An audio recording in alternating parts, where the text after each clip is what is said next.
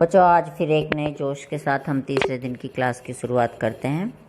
देखिए, निराश नहीं होना है। निराशा और हताशा को मिटाने के लिए ही ऑनलाइन क्लासेस एक बेहतर उपाय है।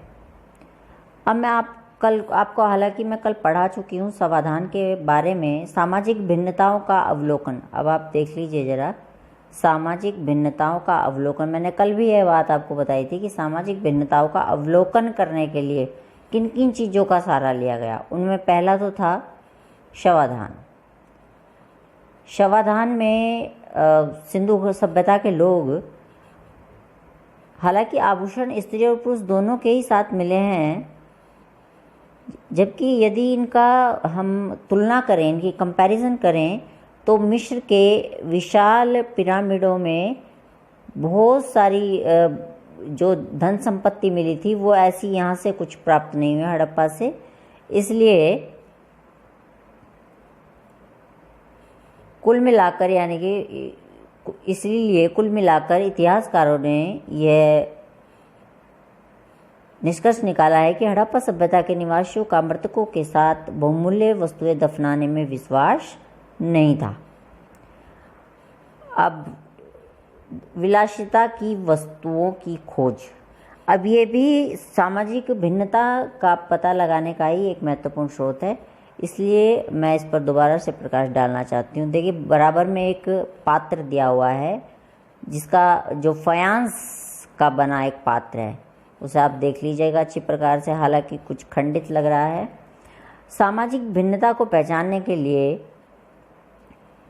मृदभांड, मैंने आपको पहले भी बताया है कि जिन संस्कृतियों में जिनका कोई लिखित साक्ष्य उपलब्ध हमारे पास नहीं है, उनके लिए जो उनके जानकारी के जो स्रोत हैं वो केवल उन वहाँ से प्राप्त पूरा वस्तुएं ही हैं, और उनमें मृदभांड एक महत्वपूर्ण चीज़ है। मृदभांड अर्थात मिट्टी के बने बर्तन, लेकिन इनमें कुछ अलग अलग चीज़ों के बर्तन भी बने हुए थे, जैसे कि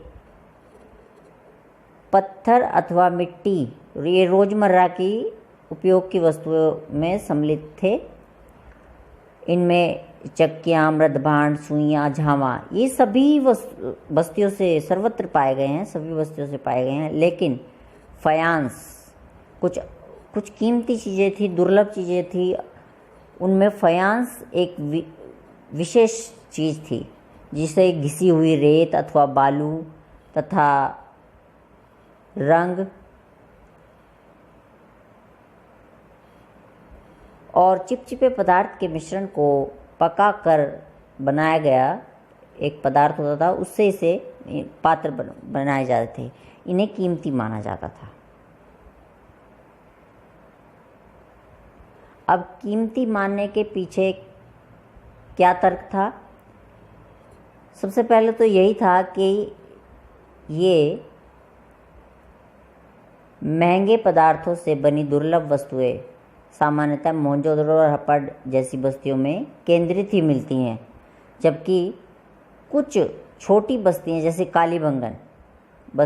कालीबंगन में छोटी बस्तियों में बिल्कुल भी प्राप्त नहीं होती हैं। सोना भी दुर्लभ था और आज ही के तरह यह कीमती भी था। हड़प्पा स्थलों से मिले सभी स्वर्णाभूषण संचों से प्राप्त हुए थे। अब शिल्प उत्पादन के विषय में वैसे तो हमने कल भी प्रकाश डाला था, लेकिन एक बार मैं पुनः प्रकाश डालना चाहती हूँ। शिल्प उत्पादन एक महत्वपूर्ण हिस्सा है इस चैप्टर का। इसमें सबसे ऊपर ही नाम आ जाता है चनुदड़ो।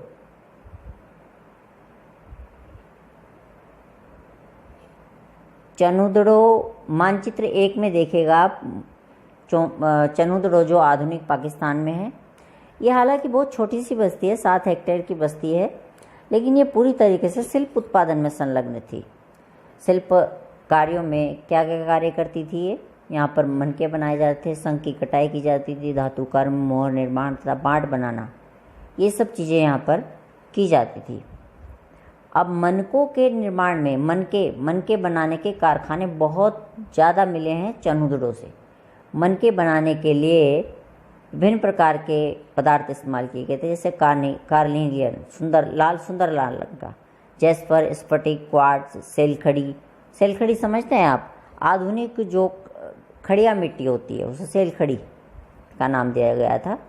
तांबा, कांसा, सोने जैसी धातुएं तथा शंख।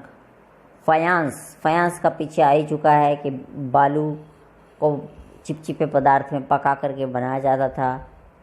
सभी प्रकार का प्रयोग जो है मन के बनाने में होता था। कुछ मनकों को लेकिन ये 2 या 2 से अधिक पत्थरों को आपस में जोड़कर भी बनाते थे। मनकों के भी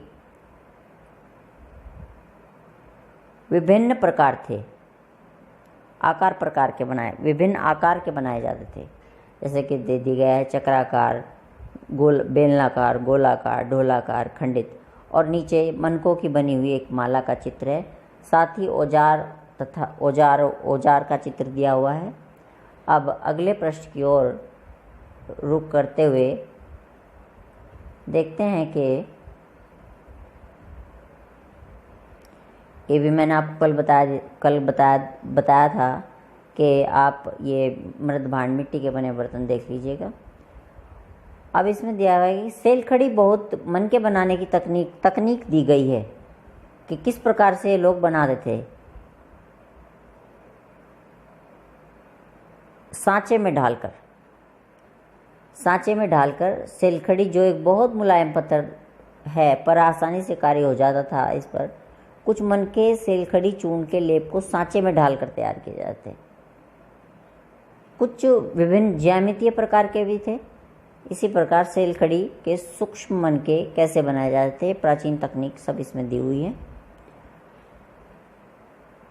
साथ ही इन पर बाद में घिसाई, पॉलिश और छेद करने के साथ ही यह प्रक्रिया पूरी होती थी। लोथल, चनुदड़ों और हाल ही में धोलावीरा से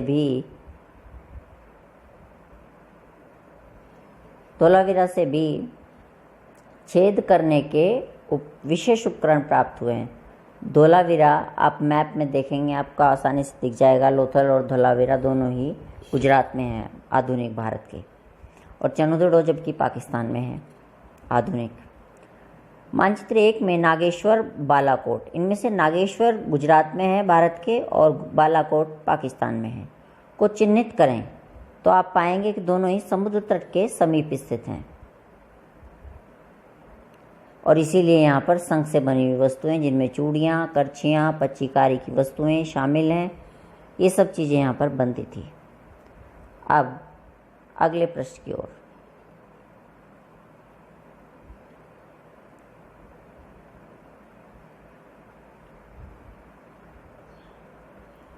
अगले पृष्ठ पर आप देखते हैं कि कूड़ा करकट और शिल्प कार्य।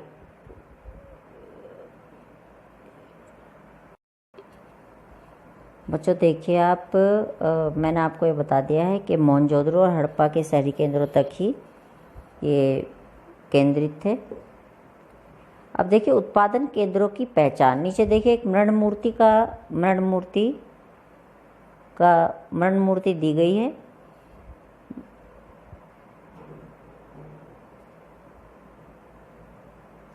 मृण मूर्ति का ये चित्र है।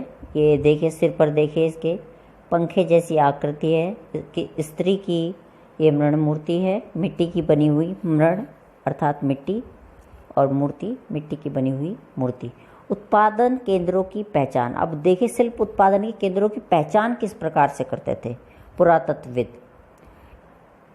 उसके लिए वो कुछ चीज़ों को ढूंढते हैं, जैसे कि प्रस्तर पिंड, पूरे शंख तथा तांबा, अयस्क जैसे कच्चा माल, औजार, अपूर्ण वस्तुएं, त्याग दिया गया माल तथा कूड़ा करकट।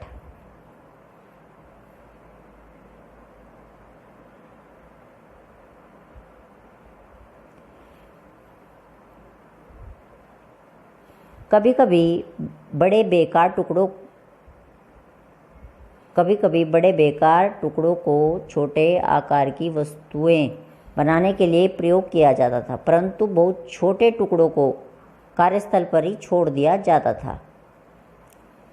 ये टुकड़े इस ओर संकेत करते हैं कि छोटे और विशिष्ट केंद्रों के अतिरिक्त हड़प्पा और मोहनजोदड़ो जैसे बड़े शहरों में भी शिल्प उत्पादन का कार्य किया जाता था। ये पूरा पैराग्राफ मोस्ट इम्पोर्टेंट है। अब माल प्राप्त करने संबंधी नीतियाँ, इसमें जो 6 पॉइंट है आपका, माल प्राप्त करने संबंधी नीतियाँ। बराबर में चित्र दिया हुआ है तांबे व कांसे के बर्तनों का। माल प्राप्त करने संबंधी नीतियों में दिया गया है, इसमें आपको विशेष रूप से चीज़ समझनी है कि माल किस प्रकार से, चीज़ों को बनाने के लिए माल कहाँ से और किस प्रकार से प्राप्त करते थे। जैसे मिट्टी है, वो तो स्थानीय स्तर पर ही उपलब्ध थे। कुछ अन्य पत्थर, लकड़ी, धातु जलोढ़ मैदान से भी या बाहर के क्षेत्रों से भी उन्हें मंगाना पड़ता था। बैलगाड़ी के मिट्टी से बने खिलौनों के प्रतिरूप इस बात की ओर संकेत करते हैं कि बैलगाड़ियों का प्रयोग माल को इधर से उधर ढोने के लिए किया जाता था। लेकिन ये केवल बैलगाड़ियों तक ही सीमित नहीं थे। सिंधु तथा उसकी उपनदियों के बगल में बने नदी मार्गों के साथ ही तटीय मार्गों का प्रयोग भी माल को इधर से उधर लाने में किया जाता था। अब आगे चलते हैं। उपमहाद्वीप तथा उससे आगे से आने वाला माल, अर्थात भारतीय उपमहाद्वीप और उससे आगे से यदि कहीं और से माल मंगाते थे, उसके बारे में इसमें जानकारी है। हड़प्पावासी शिल्प उत्पादन हेतु कच्चे माल प्राप्त करने के लिए कई तरीके अपनाते थे। उदाहरण के लिए नागेश्वर और बालाकोट। नागेश्वर गुजरात में है भारत के, और बालाकोट पाकिस्तान में है वर्तमान। यहाँ पर शंख आसानी से उपलब्ध थे। यहाँ पर इसीलिए बस्तियाँ बनी हुई थी क्योंकि शंख आसानी से उपलब्ध थे, तो इनसे संबंधित शिल्प कार्य करना था। लेकिन कुछ अन्य पुरास्थल थे, जैसे कि सुदूर पाकिस्तान के सुरतगोई में। ये सुरतगोई की महत्ता इस बात से बढ़ जाती है क्योंकि यह अत्यंत कीमती माने जाने वाले नीले रंग के पत्थर लाजवर्त मणि के सबसे अच्छे स्रोत के निकट था। लोथल, जो कार्निलियन, गुजरात में भड़ोच से मिलता था।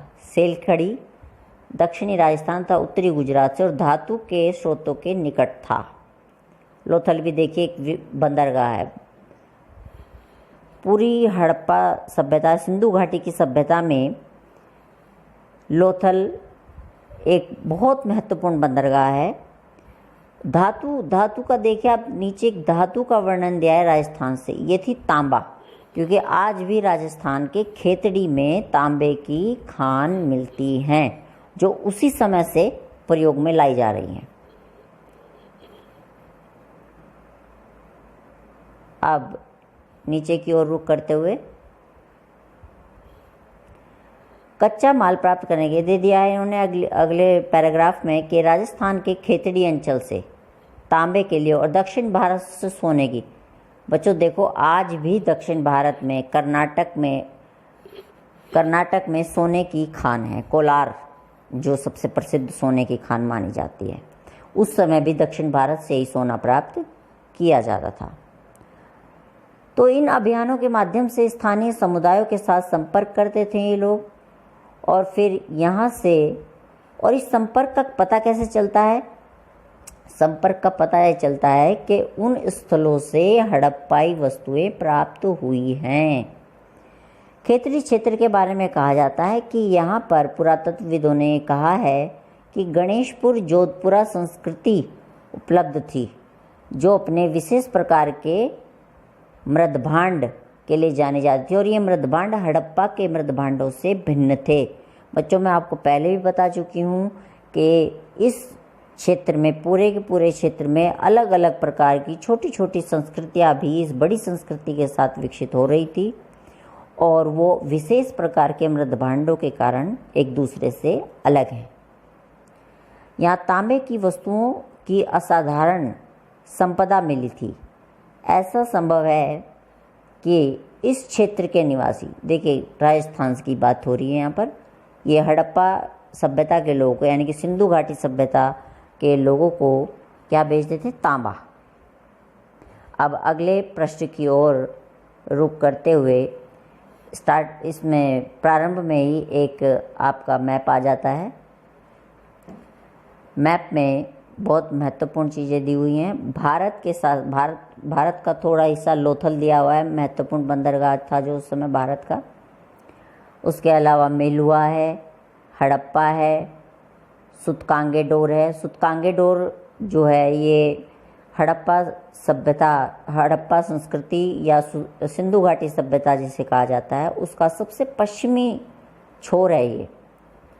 उसके अलावा आप देखिए मगान दिया गया है, दिलमुन है, उरुक और उर हैं। ये मेसोपोटामिया सभ्यता से रिलेटेड हैं, उरुक और उर। अब इस मैप को भली भांति देखने के बाद हम आगे की ओर रुख करते हुए देखेंगे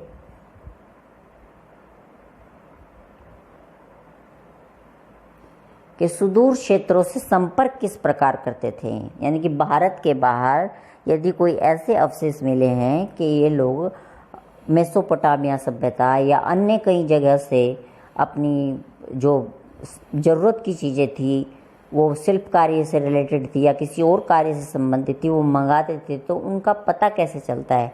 अब उस पर एक दृष्टि डाल लेते हैं। इसमें देखते हैं कि तांबा संभवतः अरब प्रायद्वीप के दक्षिणी छोर पर स्थित ओमान से भी लाया जाता था। यानी कि राजस्थान के साथ साथ ओमान से भी लाया जाता था। रासायनिक विश्लेषण दर्शाते हैं कि ओमानी तांबे तथा हड़प्पाई पुरावस्तुओं दोनों में निकल के अंश मिले हैं जो दोनों के साझा उद्भव की ओर संकेत करते हैं। एक विशिष्ट प्रकार का पात्र भी मिला है, एक बड़ा हड़प्पाई मर्दबान जिसे कहा गया है। देखिए ये बराबर में दिया हुआ है इसका चित्र, इस पर काले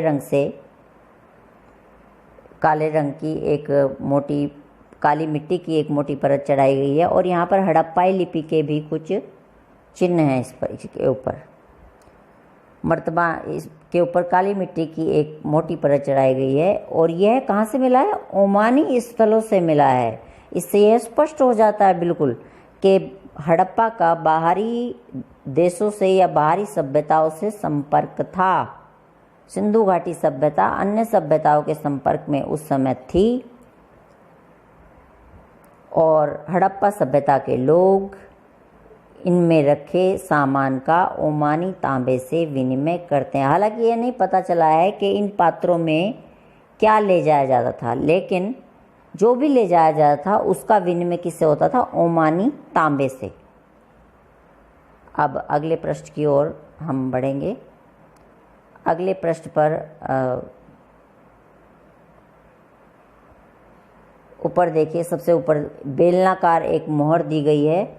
ये मोहर मेसोपोटामिया की है, लेकिन हड़प्पा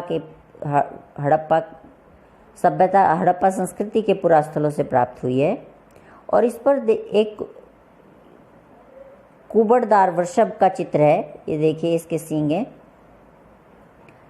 तो ये शायद सिंधु क्षेत्र से इन्होंने लिया है, इसे यहाँ पर पूरा चौड़े रूप में यहाँ पर दिखाया गया है। अब आप देखिए 3री शताब्दी ईसा पूर्व में दिनांकित मेसोपोटामिया के लेखों में मगान, जो संभवतः ओमान के लिए प्रयुक्त नाम था। मैंने अभी पीछे आपको जो मैप था उसमें मगान अभी आपको गोल कराया था, तो मगान किसके लिए प्रयुक्त किया है? ओमान के लिए। तो ओमान के लिए नाम प्रयुक्त था, इसलिए नामक क्षेत्र से तांबे के आगमन के संदर्भ मिलते हैं। यानी कि तांबा और निकल का जो आपस में मिश्रण है वो ओमान के साथ भारत के सिंधु घाटी सभ्यता के संपर्क को दर्शाता है। अब आगे दिया हुआ है कि मेसोपोटामिया के स्थलों से मिले तांबे में भी निकल के अंश मिले हैं। लंबी दूरी के संपर्कों की ओर संकेत करने वाली अन्य पुरातात्विक खोजों में हड़प्पाई मोहरे हैं, बाँट हैं, पासे हैं, मनके हैं, ये सब चीज़ें शामिल हैं।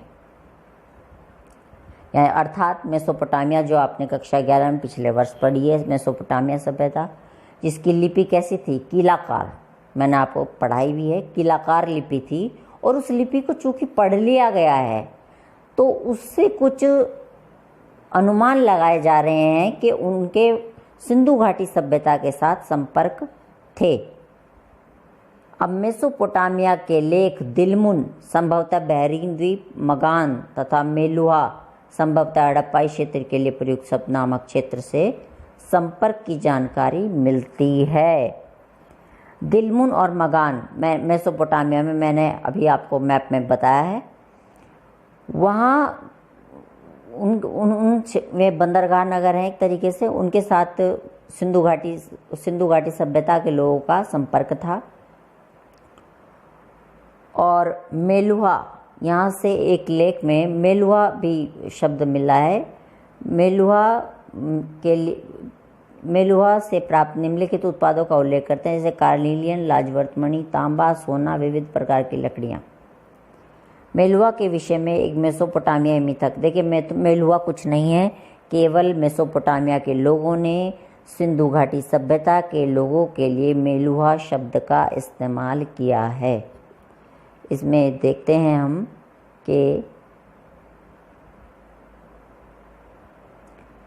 मेलुहा से प्राप्त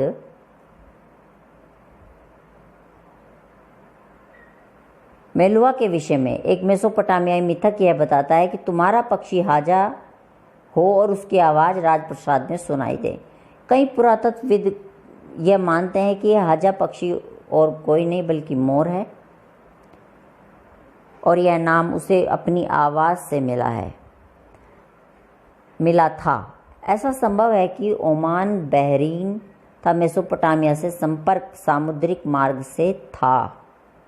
मेसोपोटामिया के लेख मेलुहा को नाविकों का देश भी कहते हैं। मेलुहा अर्थात सिंधु घाटी सभ्यता, जिसे हड़प्पा संस्कृति के नाम से भी जाना जाता है।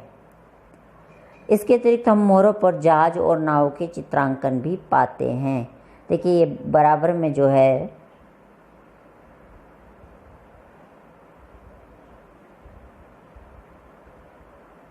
बहरीन में मिली एक गोलाकार फारस की खाड़ी प्रकार की मोहर पर कभी कभी हड़प्पाई चित्र भी मिलते हैं। ये देखिए, ये फारस की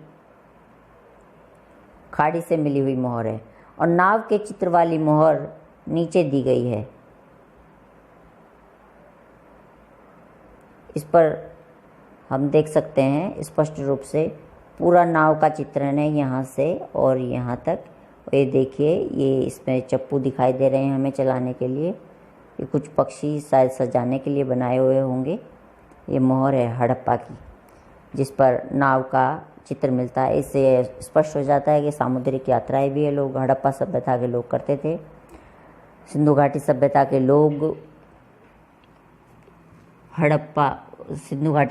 लोग सामुद्रिक मार्ग से व्यापार करने में रुचि रखते थे। इससे आगे अब अगले पृष्ठ की ओर में अगले पृष्ठ पर दिया हुआ है मुहरे, लिपि तथा बाँट। इसके विषय में हम कल की क्लास में बात करेंगे। मैं उम्मीद करती हूँ कि यहाँ तक बच्चों आप वीडियो को अच्छी प्रकार से देख लें और समझ लें। कोई आपकी समझ में चीज़ ना आ रही हो तो उससे संबंधित प्रश्न भी आप कर सकते हैं।